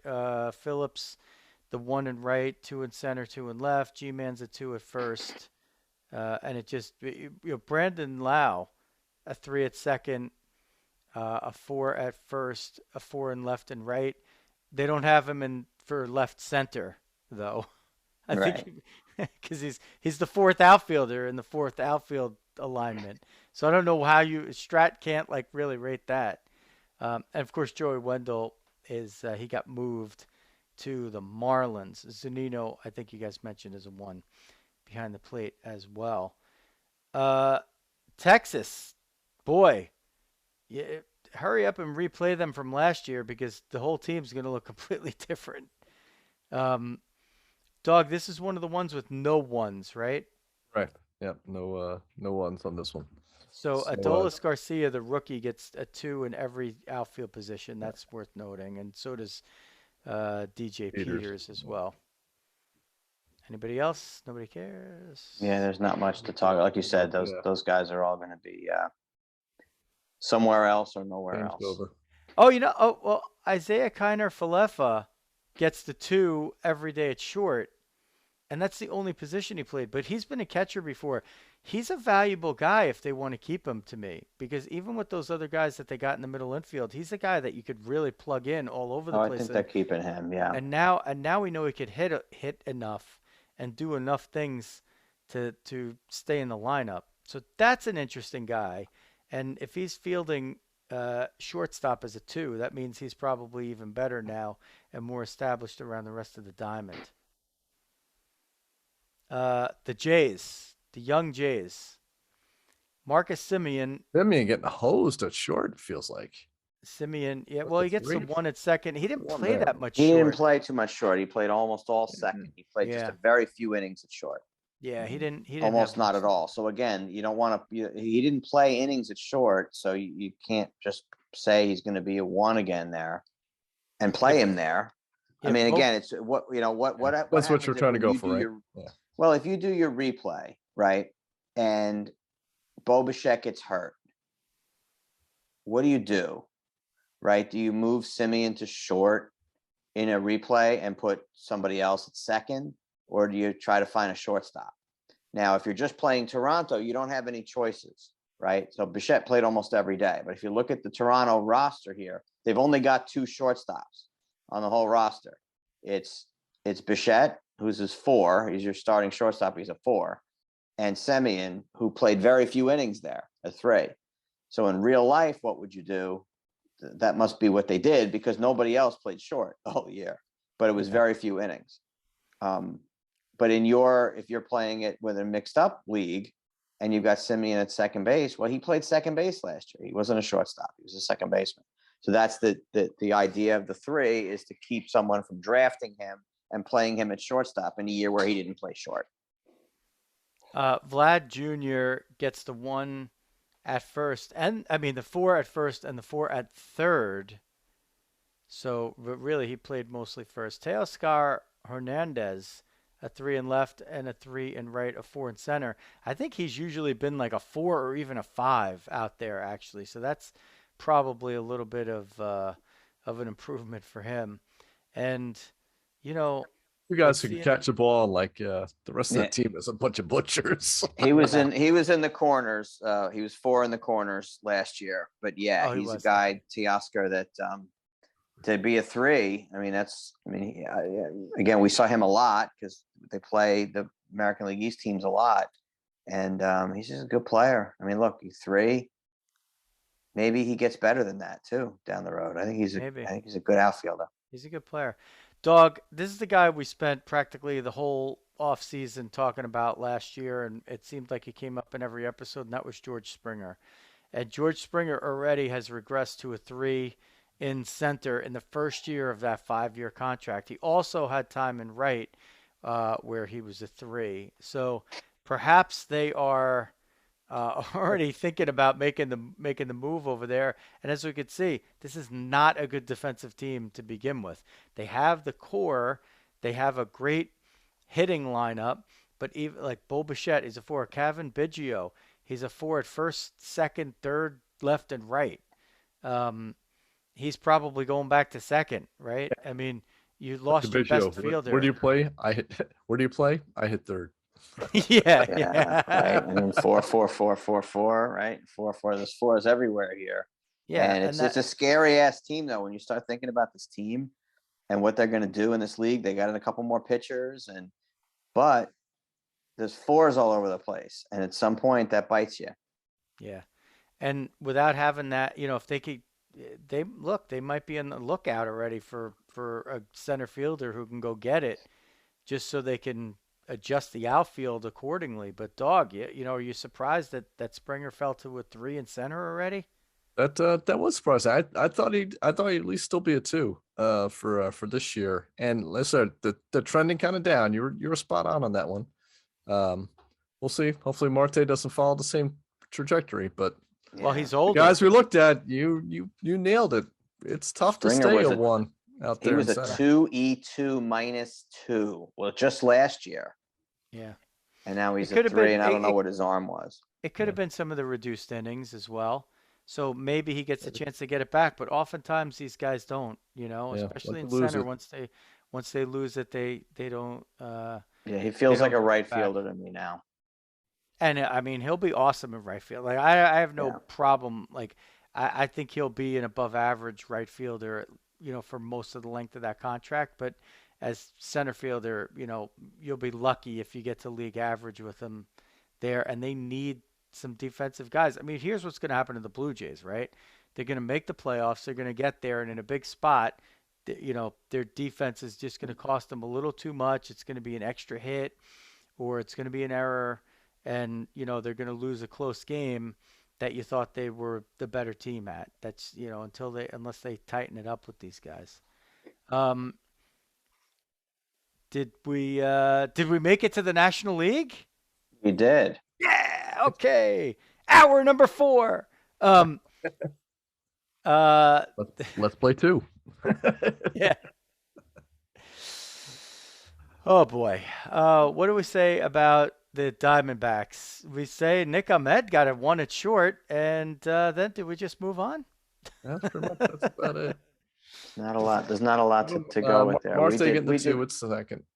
Yeah, So we talked about Marte. We did Marte on the on the Twitter. Didn't get much feedback on him, but he's probably one of their best returning players, right? yeah.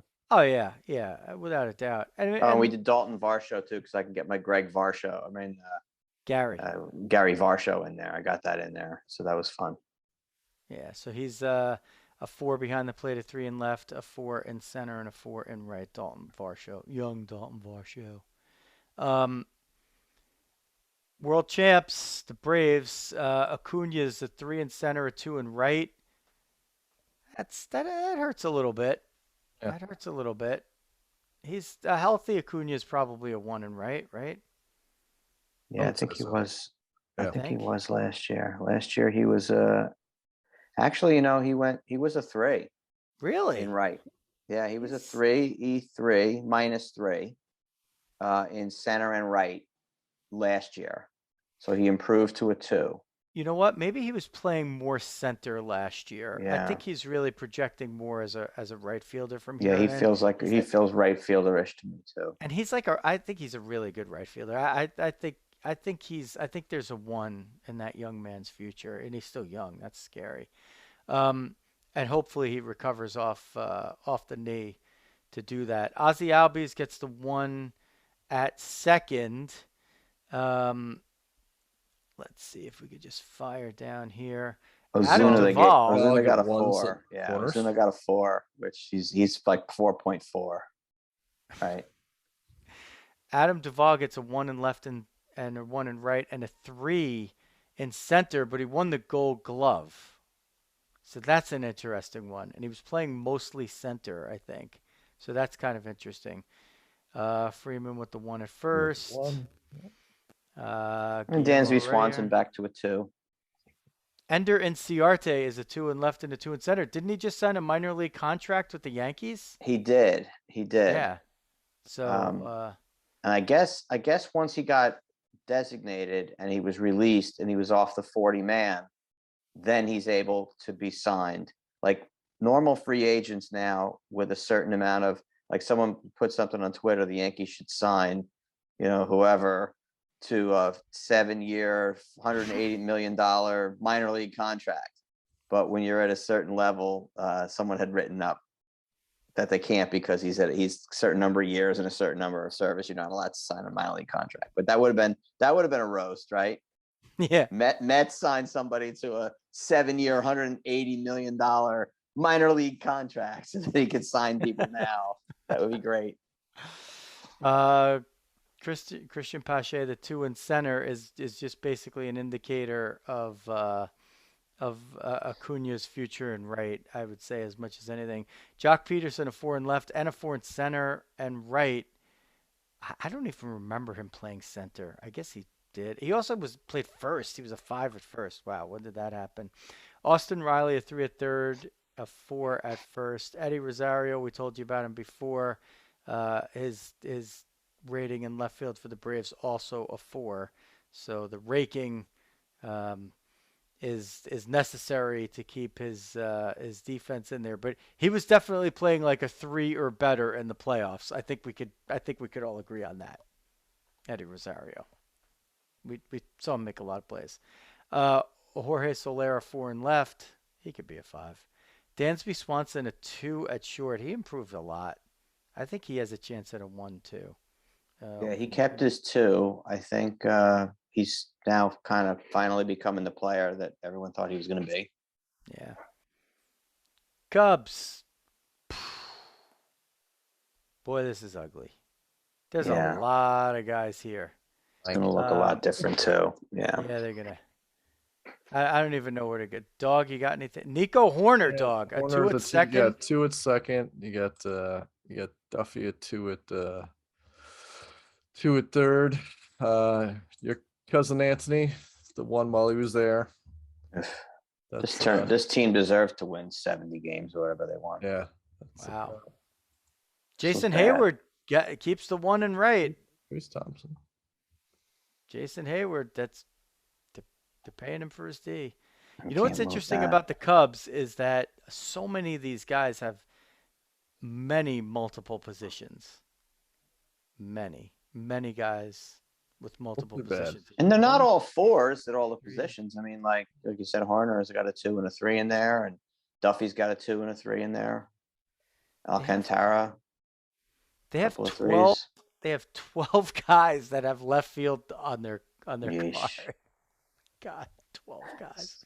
Yeah. Oh, Patrick Wisdom had the crazy. Patrick Wisdom got he's got the second, first base, third base, left field, right field, right? Yeah, and he's a 3 at first. He's a 2 at third. He's all about the corners. He only likes the corners. A 3 in left Don't and put him near the a 4 middle in of the right. field.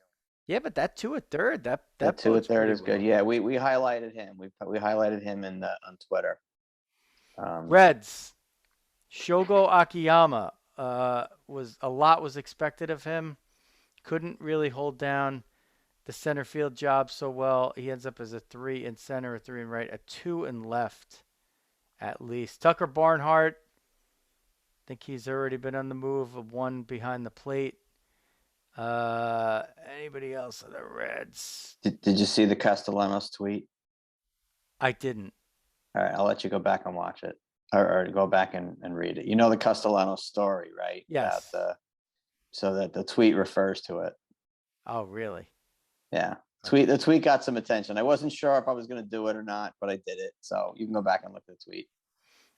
Jonathan India, Rookie of the Year. He's a 3 at second. Where is Island of Shields keeping 2. Yeah. Wow. Oh, he's an interesting one. Yeah, so DeShields is a 2 in center, but a 3 in left. So he plays center better than he plays left. Where's Joey Votto? Joey Votto, 3 at first still. Jesse Winker, a 4 everywhere in the outfield, and a 3 at catcher? Is that right? That's what it says. There's no way. He quick caught? There's no way.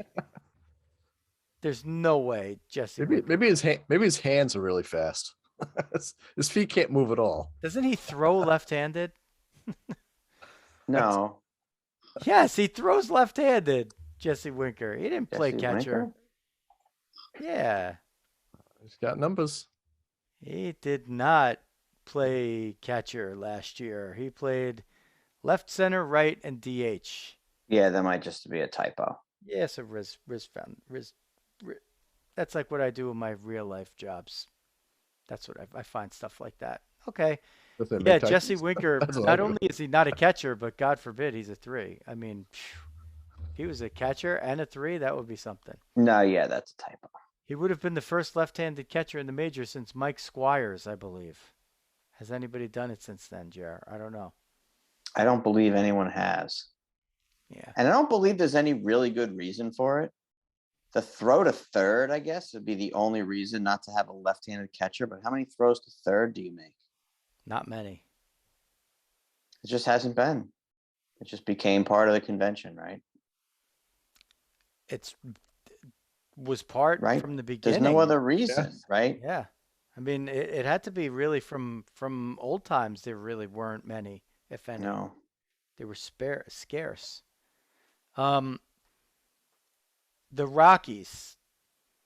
Charlie Blackmon, a 4 and right. Jonathan Daza, a 2 everywhere in the outfield. Let's see. Josh Fuentes, a 2 at first and third, a 5 in left. That's interesting. Garrett Hampson, jack of all trades, master of none.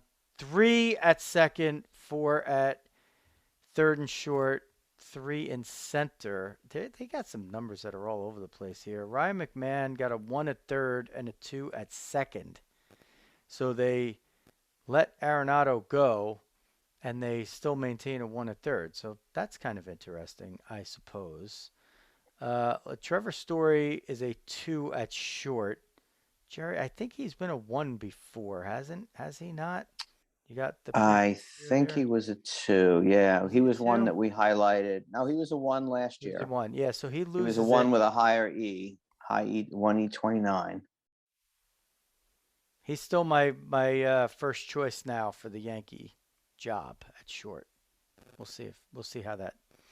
We'll see how that goes.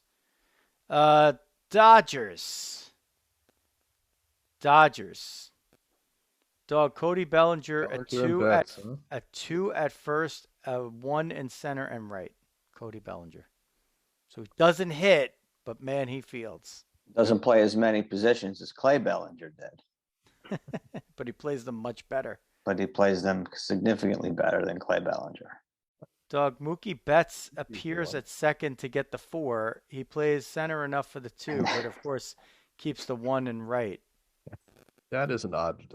That's an odd card. Yeah, the Well, 4 at second is weird. How often did he play second? He had that going for a Enough. little bit. They he they had that cameoed. Yeah, weird I thing guess he going had, with them for yeah, a that's while. true. Running him as Played there a second little made bit. no sense. That's why. Yeah. Well, you know, Yeah. he came up as a second baseman. He moonlighted there. Yeah. But Yeah. look who they, you know, it was a little bit of a revolving door before they got Trey Turner. Like Chris Taylor was playing there, but Chris Taylor ended up playing much more in the outfield. Yeah. So I think it was, you know, earlier on that he was there. And Turner gets a 2 at second, a 4 at third, a 3 at short, a 2 in left and center, and a 3 in right. So another guy who plays center as a 2, but right as a 3. Don't see it as often, but there it How is. about McKinney pulling down a 2 in left and right? That's Wow. impressive from Those former Yankees, those former Yankee farmhands. And a Met.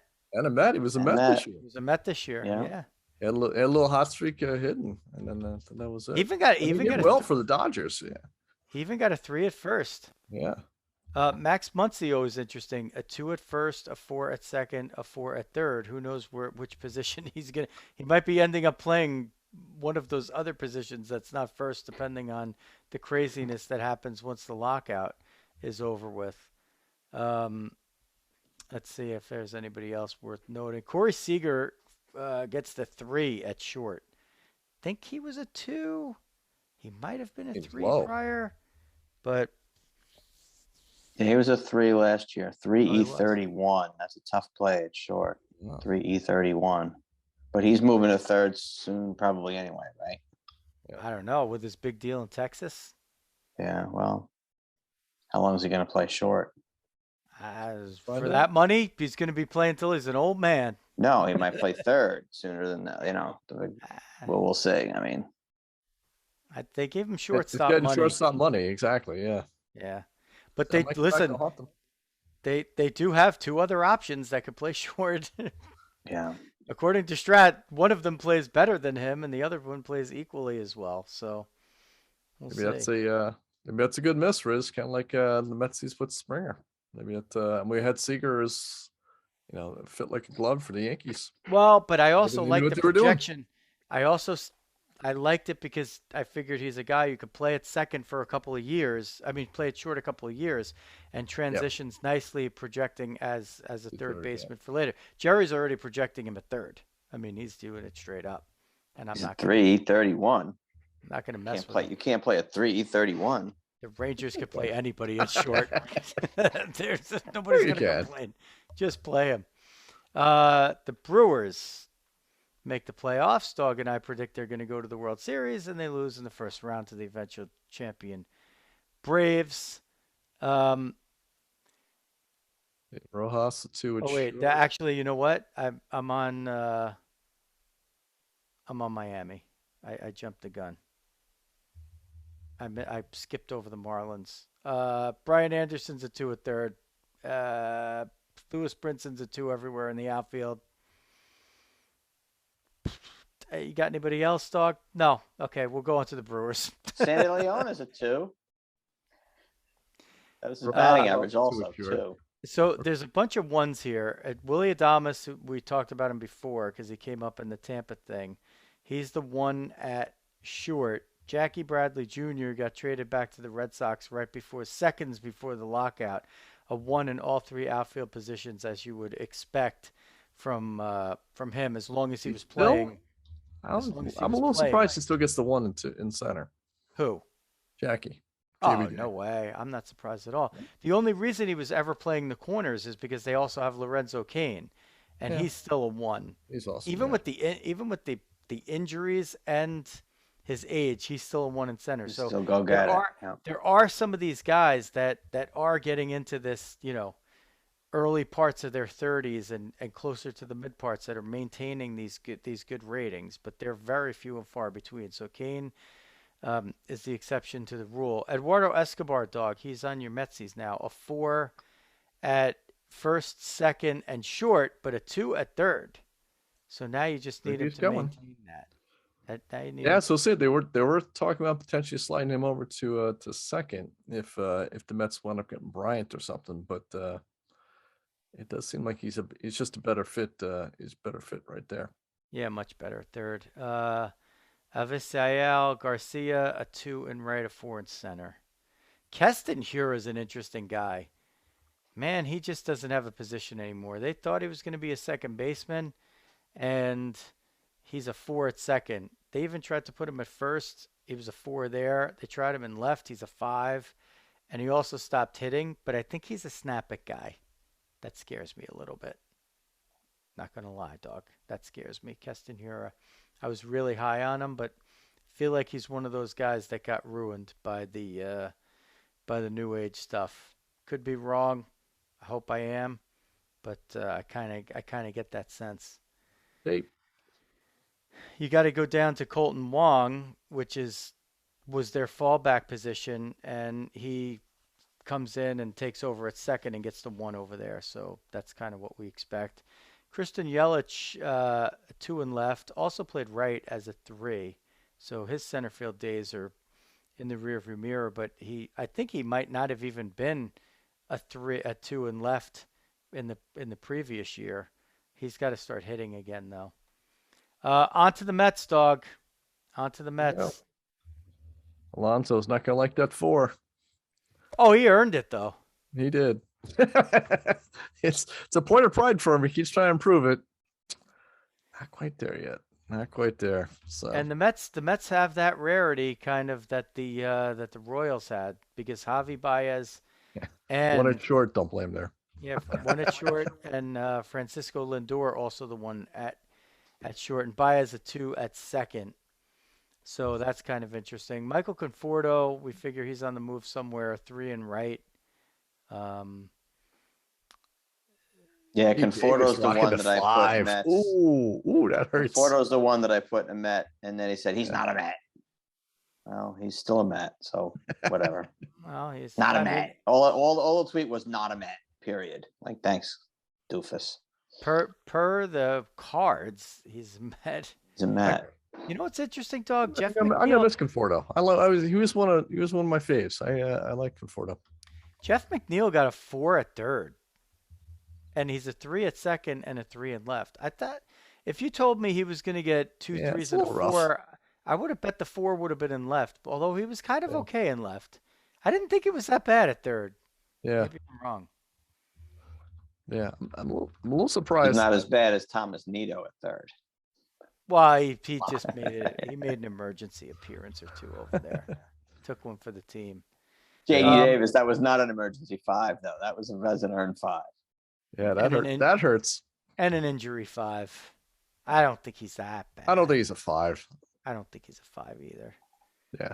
Last year he was not good he was errors, a though. Like 4, he was a 4E15 last year at third, so you can That's almost do that. yeah, so I think Yeah. he's more of an error guy. Like Yeah, I mean he hit. I could kind of see that, and that's I guess the Yeah. basic 4 he gets, right? That's sort of Wait, how about this? Yeah, highlights that. So Nimmo is another one of these guys. He's a 3 in center, but he's a 4 in left. Figure that's that weird. out. I still think you can get away with him in center. Yeah, that's a weird one right there. Well, again, did he play a lot of the left? 2s across. Yeah, Pilar got 2s across the way. Dominic Smith, little a bit. 3 at first and a 5 in left. Yeah, 5 and left seems rough. That's a That was the one that was 6. looking down. That was the first one. I'm like, wow, that's a little on the that's a lot of rough side. Whew. So, But the DH could be coming.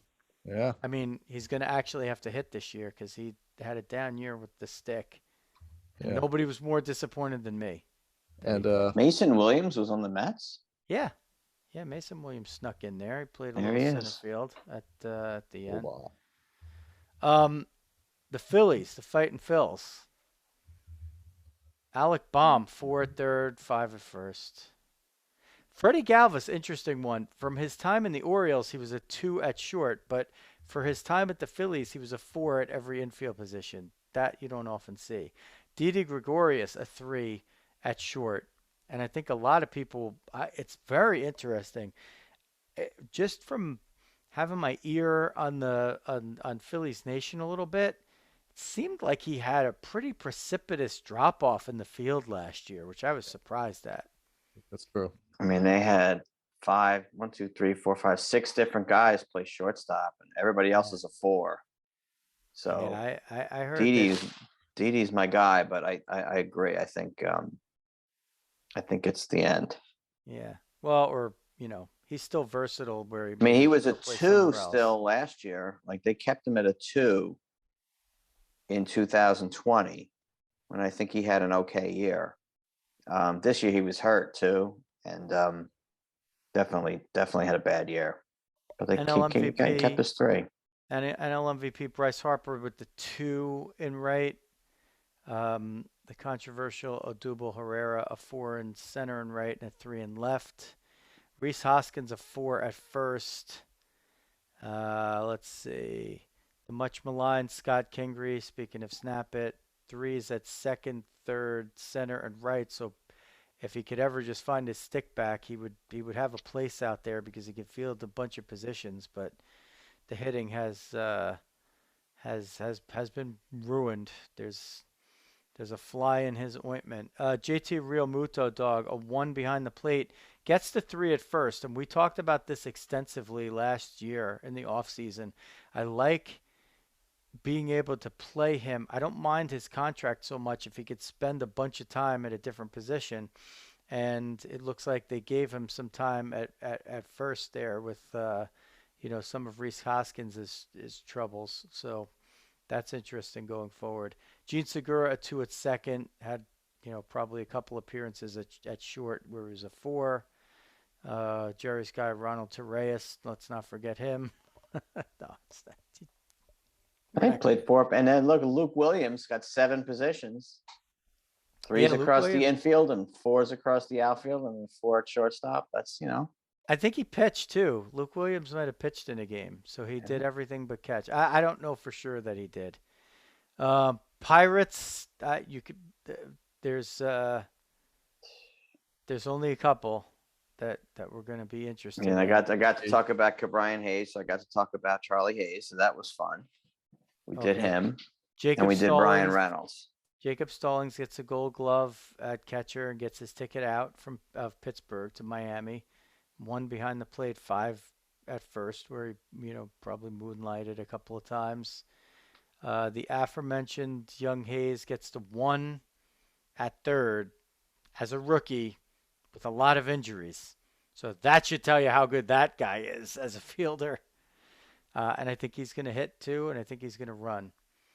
So things are looking, and they're going to try to build around him as one of the big pieces there.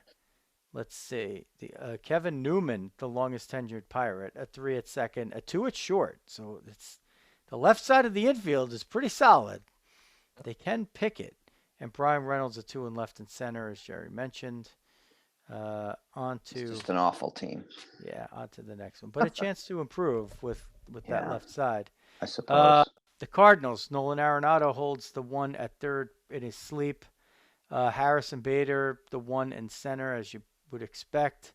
Tyler O'Neill, the 1 in left, as you would expect. And at first. Again, Goldie at first. So all the ones that you would expect got the 1s. All right, and they can go 1s and 2s all the way across, except for the most important position, shortstop, but they don't have 3s and 4s. Yeah, Edmund played most of it, right? So they play 1s and 2s everywhere else. Yeah, DeYoung, he just kind of stopped hitting, and he looked like he was going to be the guy there for a while, and it hasn't worked out. And Mundo Sosa came in and actually played pretty well for them there, so he bailed them out. Yadier Molina, a 2 behind the plate, a 4 at first, so he could have been a 1, like even at 92 years old. The Padres, Jake Cronenworth jumps up to a 1 at second, and he's even got a 2 at short and a 3 at first. Nice. Not bad for a guy who came up as a pitcher. Ha-Seong Kim, I was so high on this guy. He didn't really hit, but he got a 2 at second, short, and third. That's really impressive for a guy just walking into the league. Manny Machado, the 1 at third. Tatis, a 2 at short. But here's the curious part, and I didn't understand this as it was happening. He's a 4 in center and a 4 at right. Why the hell would you ever play him anywhere but short? Like, great. I don't know. I mean, what are you going to tell me? You went out and you made a deal for Adam Frazier, so you're going to play him at second, and then you're going to play Cronenworth at short, or you're going to play Kim there. Like, why would you screw around with the guy? Yeah, that was a mistake. And that's probably Might be why they don't have a why they got a new manager. yeah. That's what I was going to say. Like, I I don't know. That just doesn't make any sense to me. Like, if you and this is where Strat-O-Matic's valuable. Because if this popped out and you're like, oh, he was a 4, you'd be like, oh, maybe even with the contract, like we know he's gonna hit, and maybe they want to figure out, can we It's project just him out as not too many innings too.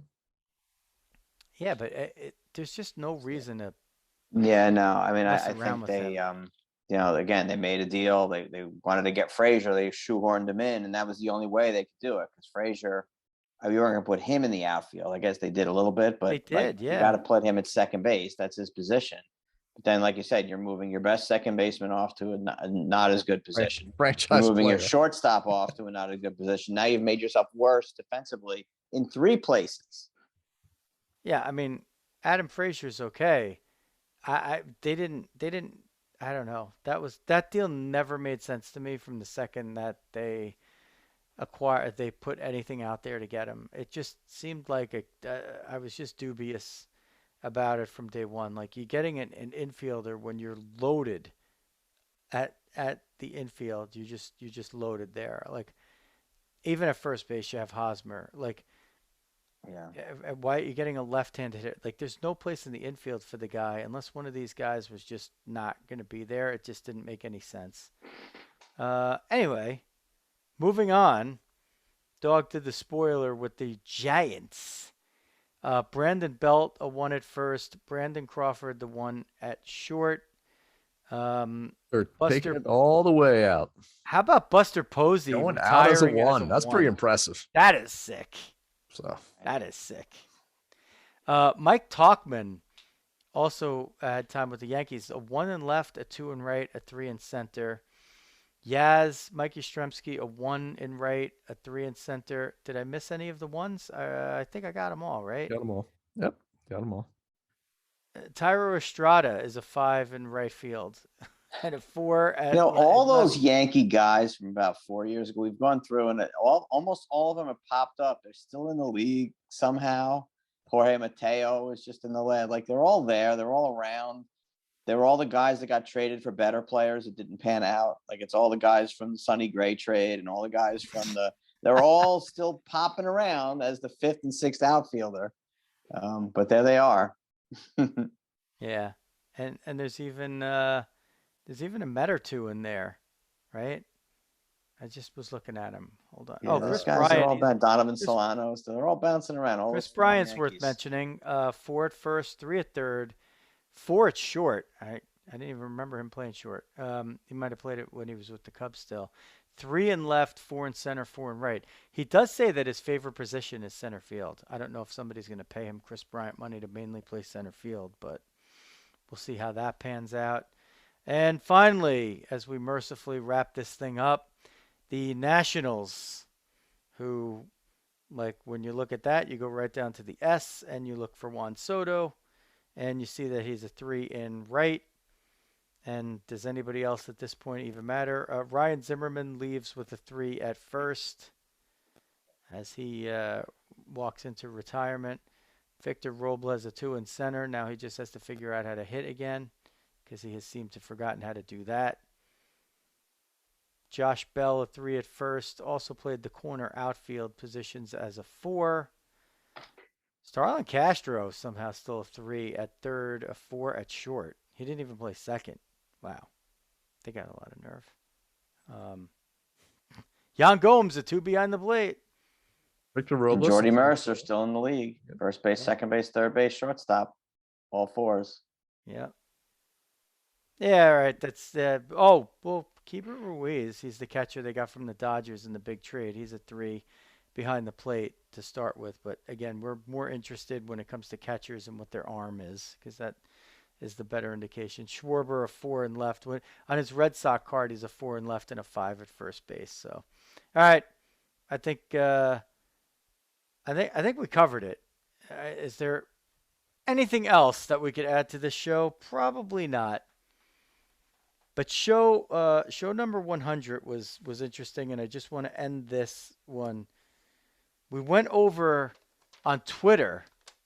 So if anybody, God bless you if you hung around. I might just have to do this next show because these are in order the names in addition to mine that appeared in the first 100 episodes of Diamond Diehards. And some of you appeared twice or more, but you get mentioned once. Jerry Milani, Jeff Healy, Dominic Rizzo, Xavier Rizzo, Mike Puma, Ray Montgomery, Larry Fleischer, Dave Schultz, Jeff Fry, Missy Coombs, Scott Bradley, Rob Biertemple, Joe Lemire, Lillian Martineau, Chad Martineau, Katie Martineau, Greg Olson, Calvin Ziegler, Mike Sappho, and Tom Kavanagh. Those were guests, guest hosts, co-hosts from the first 100. And we start the second 100 with the Dawg, Jeff Healy, and Jerry Milani. Thank you so much, guys. You can follow them. Follow the Dawg at Jeff Healy 8, the number 8, and follow Jerry at TB Pack. Jerry, you can follow me at Diamond Diehards and follow at Diamond Diehards on all social media. If you like to watch, go check us out on YouTube. Just look for Diamond Diehards on YouTube, or check us out on Facebook because we put the videos up there, often live streaming. In this case, not a rare non-live stream for us. We'll just get back to that probably. How was Facebook going to make it? I don't know. Although I sense they'll do okay, but I'm not sure. So it's a very meta comment you made there. Yeah, it's good. Yeah, we're both thinking the same thing. So you could check that out. Join us up over there. It's a good group, and we have some real good supporters over there. If you want to patronize some people that we like, it's fmsgraphics.com. For all your printing and promotional needs, fmsgraphics.com. fmsgraphics.com is a family-run, family-owned business for the last 50 years, so check them out for all your printing and promotional needs, fms.com. And Big Ed's Car Wash in Fair Lawn, New Jersey. If you are in Bergen or Passaic County and you have a dirty car, a dirty truck, or you want a dirty dog. And you want a clean one, there's no place better to go than Big Ed's Car Wash in Fair Lawn, New Jersey. He's got such a big tunnel, and he does it all in the most green and environmentally friendly fashion you can imagine. Big Ed's Car Wash, Fair Lawn, New Jersey. Tell them Diamond Die Hard sent you. That is going to do it for the annual Strat-O-Matic Ratings Fest. Second annual. We roll. 4! The Dawg. Don't make me mute you guys. I'm trying to do a clean ending. 4! The Dawg, Jeff Healy, and Jerry Milani. This is Joe Rizzo. Diamond Diehards is out.